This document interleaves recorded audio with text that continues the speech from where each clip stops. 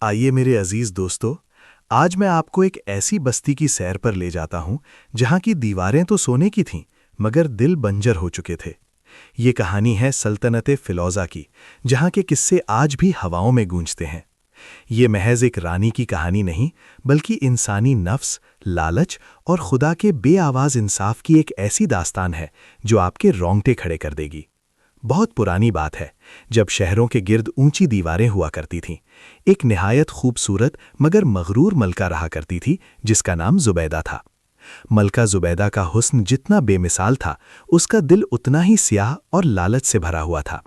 اسے دنیا کے ہر ہیرے، ہر نایاب پتھر اور ہر قیمتی ریشم کو اپنے قبضے میں کرنے کا جنون تھا۔ اس کے شوہر سلطان منصور ایک درویش صفت انسان تھے جو اپنی رعایا سے بے پناہ محبت کرتے تھے، مگر وہ ملکہ کی محبت میں اس قدر مغلوب تھے کہ اس کی ہر جائز و ناجائز فرمائش پوری کرنا اپنا فرض سمجھتے تھے۔ ایک دفعہ کا ذکر ہے، محل کے دربار میں ایک بوڑھا اور خستہ حال جوہری آیا۔ اس کے پاس ایک لکڑی کا صندوق تھا جسے وہ اپنی جان سے زیادہ عزیز رکھ رہا تھا۔ جب اسے ملکہ کے سامنے پیش کیا گیا تو اس نے لرزتے ہاتھوں سے ایک مخملی کپڑا ہٹایا۔ اس کے اندر ایک عجیب و غریب انگوٹھی تھی جس میں جڑا ہیرا خون کی طرح سرخ چمک رہا تھا۔ سلطانہ، یہ خون تمنا ہے، جوہری نے دبی آواز میں کہا۔ یہ ہیرا عام نہیں ہے، یہ جس کے پاس ہوتا ہے اس کی ہر خواہش پوری ہو جاتی ہے، لیکن اس کی ایک قیمت ہے جو روح سے ادا کرنی پڑتی ہے۔ ملکہ زبیدہ کی آنکھوں میں چمک آ گئی۔ اس نے جوہری کی تنبیہ کو ہنسی میں اڑا دیا اور بھاری قیمت دے کر وہ انگوٹھی خرید لی۔ جیسے ہی اس نے وہ انگوٹھی اپنی انگلی میں پہنی، اسے محسوس ہوا جیسے پوری کائنات کی دولت اس کے قدموں میں سمٹ آئی ہے۔ لیکن اسی لمحے سے ملکہ کی بھوک دگنی ہو گئی۔ اب اسے سونے سے پیار نہیں تھا، اسے لوگوں کی تذلیل اور ان سے چھیننے میں مزہ آنے لگا۔ اس نے سلطان کو اکسایا کہ وہ غریب کسانوں پر لگان ٹیکس دگنا کر دیں۔ سلطان نے پہلے تو انکار کیا، مگر ملکہ کے اصرار اور اس کی جادوئی انگوٹھی کے زیر اثر وہ مان گئے۔ پورے شہر میں کہرام مچ گیا۔ وہ کسان جو سال بھر محنت کر کے بمشکل اپنا پیٹ پالتے تھے، اب پھانکوں پر مجبور ہو گئے۔ مائیں اپنے بچوں کو بھوکا سوتا دیکھ کر روتی تھیں، مگر ملکہ کے محل میں روزانہ جشن منایا جاتا۔ ایک شام جب ملکہ اپنے جھروکے میں بیٹھ کر سونے کے سکوں کی گنتی کر رہی تھی، اس نے دیکھا کہ محل کے دروازے پر ایک فقیر کھڑا ہے۔ اس فقیر کے ہاتھ میں مٹی کا ایک پیالہ تھا اور وہ بآواز بلند کہہ رہا تھا، اے سونے کے ڈھیروں پر بیٹھنے والو، یاد رکھو جب خدا کا ترازو ہلتا ہے تو بڑے بڑے تخت مٹی میں مل جاتے ہیں۔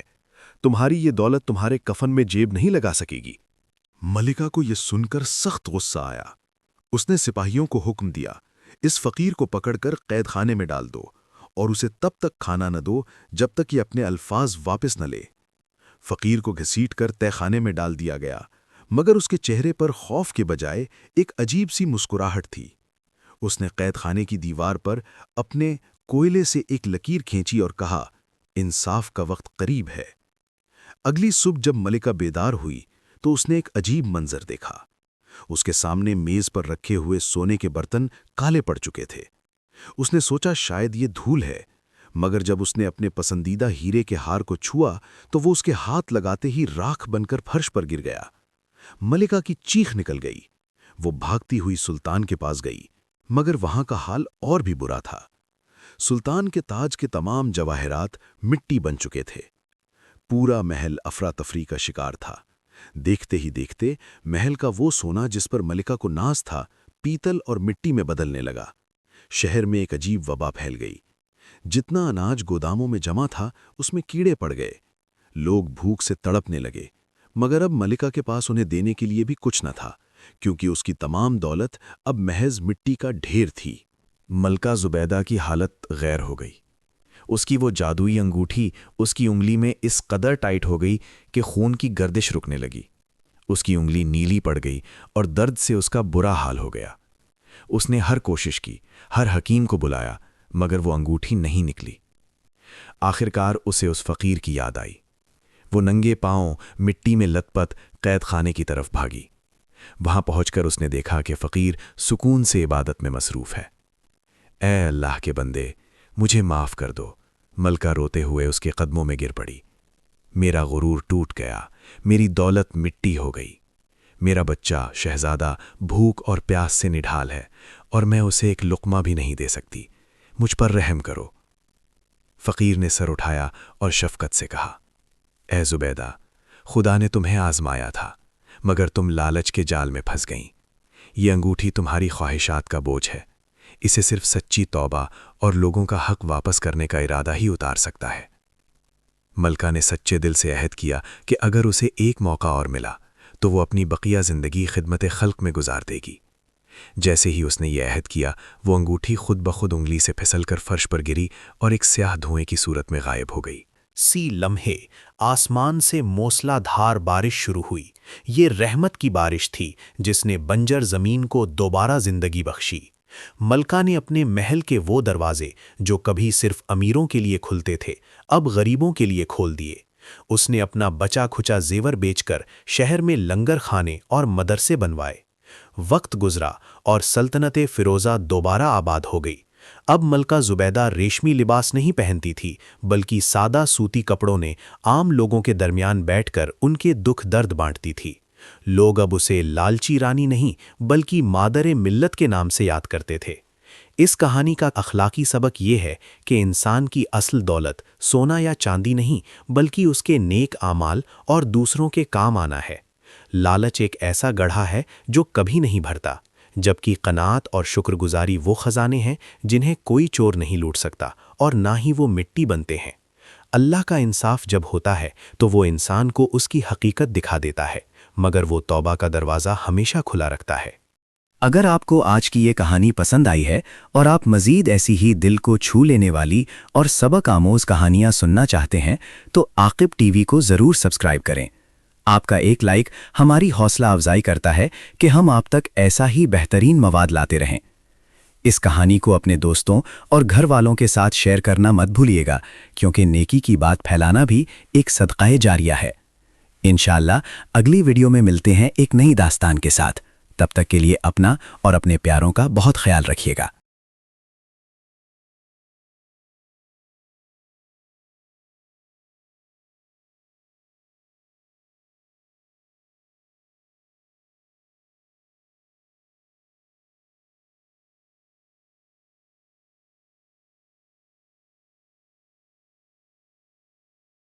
آئیے میرے عزیز دوستو، آج میں آپ کو ایک ایسی بستی کی سیر پر لے جاتا ہوں جہاں کی دیواریں تو سونے کی تھیں مگر دل بنجر ہو چکے تھے۔ یہ کہانی ہے سلطنت فیروزہ کی، جہاں کے قصے آج بھی ہواؤں میں گونجتے ہیں۔ یہ محض ایک رانی کی کہانی نہیں بلکہ انسانی نفس، لالچ اور خدا کے بے آواز انصاف کی ایک ایسی داستان ہے جو آپ کے رونگٹے کھڑے کر دے گی۔ بہت پرانی بات ہے، جب شہروں کے گرد اونچی دیواریں ہوا کرتی تھیں، ایک نہایت خوبصورت مگر مغرور ملکہ رہا کرتی تھی جس کا نام زبیدہ تھا۔ ملکہ زبیدہ کا حسن جتنا بے مثال تھا، اس کا دل اتنا ہی سیاہ اور لالچ سے بھرا ہوا تھا۔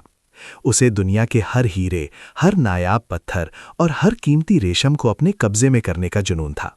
اس کے شوہر سلطان منصور ایک درویش صفت انسان تھے جو اپنی رعایا سے بے پناہ محبت کرتے تھے، مگر وہ ملکہ کی محبت میں اس قدر مغلوب تھے کہ اس کی ہر جائز و ناجائز فرمائش پوری کرنا اپنا فرض سمجھتے تھے۔ ایک دفعہ کا ذکر ہے، محل کے دربار میں ایک بوڑھا اور خستہ حال جوہری آیا۔ اس کے پاس ایک لکڑی کا صندوق تھا جسے وہ اپنی جان سے زیادہ عزیز رکھ رہا تھا۔ جب اسے ملکہ کے سامنے پیش کیا گیا تو اس نے لرزتے ہاتھوں سے ایک مخملی کپڑا ہٹایا۔ اس کے اندر ایک عجیب و غریب انگوٹھی تھی جس میں جڑا ہیرا خون کی طرح سرخ چمک رہا تھا۔ سلطانہ، یہ خون تمنا ہے، جوہری نے دبی آواز میں کہا۔ یہ ہیرا عام نہیں ہے، یہ جس کے پاس ہوتا ہے اس کی ہر خواہش پوری ہو جاتی ہے، لیکن اس کی ایک قیمت ہے جو روح سے ادا کرنی پڑتی ہے۔ ملکہ زبیدہ کی آنکھوں میں چمک آ گئی۔ اس نے جوہری کی تنبیہ کو ہنسی میں اڑا دیا اور بھاری قیمت دے کر وہ انگوٹھی خرید لی۔ جیسے ہی اس نے وہ انگوٹھی اپنی انگلی میں پہنی، اسے محسوس ہوا جیسے پوری کائنات کی دولت اس کے قدموں میں سمٹ آئی ہے۔ لیکن اسی لمحے سے ملکہ کی بھوک دگنی ہو گئی۔ اب اسے سونے سے پیار نہیں تھا، اسے لوگوں کی تذلیل اور ان سے چھیننے میں مزہ آنے لگا۔ اس نے سلطان کو اکسایا کہ وہ غریب کسانوں پر لگان ٹیکس دگنا کر دیں۔ سلطان نے پہلے تو انکار کیا، مگر ملکہ کے اصرار اور اس کی جادوئی انگوٹھی کے زیر اثر وہ مان گئے۔ پورے شہر میں کہرام مچ گیا۔ وہ کسان جو سال بھر محنت کر کے بمشکل اپنا پیٹ پالتے تھے، اب پھانکوں پر مجبور ہو گئے۔ مائیں اپنے بچوں کو بھوکا سوتا دیکھ کر روتی تھیں، مگر ملکہ کے محل میں روزانہ جشن منایا جاتا۔ ایک شام جب ملکہ اپنے جھروکے میں بیٹھ کر سونے کے سکوں کی گنتی کر رہی تھی، اس نے دیکھا کہ محل کے دروازے پر ایک فقیر کھڑا ہے۔ اس فقیر کے ہاتھ میں مٹی کا ایک پیالہ تھا اور وہ باآواز بلند کہہ رہا تھا، اے سونے کے ڈھیروں پر بیٹھنے والو، یاد رکھو جب خدا کا ترازو ہلتا ہے تو بڑے بڑے تخت مٹی میں مل جاتے ہیں۔ تمہاری یہ دولت تمہارے کفن میں جیب نہیں لگا سکے گی۔ ملکہ کو یہ سن کر سخت غصہ آیا۔ اس نے سپاہیوں کو حکم دیا، اس فقیر کو پکڑ کر قید خانے میں ڈال دو اور اسے تب تک کھانا نہ دو جب تک یہ اپنے الفاظ واپس نہ لے۔ فقیر کو گھسیٹ کر تہ خانے میں ڈال دیا گیا، مگر اس کے چہرے پر خوف کے بجائے ایک عجیب سی مسکراہٹ تھی۔ اس نے قید خانے کی دیوار پر اپنے کوئلے سے ایک لکیر کھینچی اور کہا، انصاف کا وقت قریب ہے۔ اگلی صبح جب ملکہ بیدار ہوئی تو اس نے ایک عجیب منظر دیکھا۔ اس کے سامنے میز پر رکھے ہوئے سونے کے برتن کالے پڑ چکے تھے۔ اس نے سوچا شاید یہ دھول ہے، مگر جب اس نے اپنے پسندیدہ ہیرے کے ہار کو چھوا تو وہ اس کے ہاتھ لگاتے ہی راکھ بن کر فرش پر گر گیا۔ ملکہ کی چیخ نکل گئی۔ وہ بھاگتی ہوئی سلطان کے پاس گئی، مگر وہاں کا حال اور بھی برا تھا۔ سلطان کے تاج کے تمام جواہرات مٹی بن چکے تھے۔ پورا محل افراتفری کا شکار تھا۔ دیکھتے ہی دیکھتے محل کا وہ سونا جس پر ملکہ کو ناز تھا، پیتل اور مٹی میں بدلنے لگا۔ شہر میں ایک عجیب وبا پھیل گئی۔ جتنا اناج گوداموں میں جمع تھا اس میں کیڑے پڑ گئے۔ لوگ بھوک سے تڑپنے لگے، مگر اب ملکہ کے پاس انہیں دینے کے لیے بھی کچھ نہ تھا، کیونکہ اس کی تمام دولت اب محض مٹی کا ڈھیر تھی۔ ملکہ زبیدہ کی حالت غیر ہو گئی۔ اس کی وہ جادوئی انگوٹھی اس کی انگلی میں اس قدر ٹائٹ ہو گئی کہ خون کی گردش رکنے لگی۔ اس کی انگلی نیلی پڑ گئی اور درد سے اس کا برا حال ہو گیا۔ اس نے ہر کوشش کی، ہر حکیم کو بلایا، مگر وہ انگوٹھی نہیں نکلی۔ آخرکار اسے اس فقیر کی یاد آئی۔ وہ ننگے پاؤں مٹی میں لت پت قید خانے کی طرف بھاگی۔ وہاں پہنچ کر اس نے دیکھا کہ فقیر سکون سے عبادت میں مصروف ہے۔ اے اللہ کے بندے، مجھے معاف کر دو۔ ملکہ روتے ہوئے اس کے قدموں میں گر پڑی۔ میرا غرور ٹوٹ گیا، میری دولت مٹی ہو گئی۔ میرا بچہ شہزادہ بھوک اور پیاس سے نڈھال ہے اور میں اسے ایک لقمہ بھی نہیں دے سکتی، مجھ پر رحم کرو۔ فقیر نے سر اٹھایا اور شفقت سے کہا، اے زبیدہ، خدا نے تمہیں آزمایا تھا، مگر تم لالچ کے جال میں پھنس گئیں۔ یہ انگوٹھی تمہاری خواہشات کا بوجھ ہے، اسے صرف سچی توبہ اور لوگوں کا حق واپس کرنے کا ارادہ ہی اتار سکتا ہے۔ ملکہ نے سچے دل سے عہد کیا کہ اگر اسے ایک موقع اور ملا تو وہ اپنی بقیہ زندگی خدمت خلق میں گزار دے گی۔ جیسے ہی اس نے یہ عہد کیا، وہ انگوٹھی خود بخود انگلی سے پھسل کر فرش پر گری اور ایک سیاہ دھوئیں کی صورت میں غائب ہو گئی۔